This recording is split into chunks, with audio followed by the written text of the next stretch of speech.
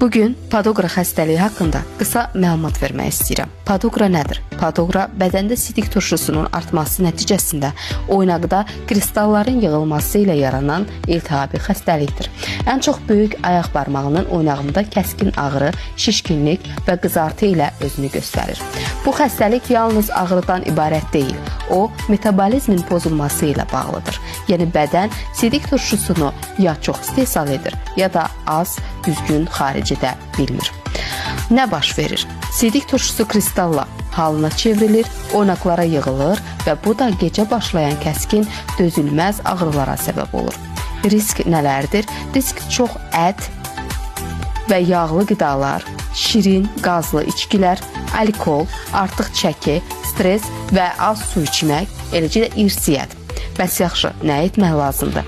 Bol su içmək, purinlə zəngin qidalardan uzaq durmaq, yəni qırmızı ət, daxili orqanlar, balıq, konservləri və s.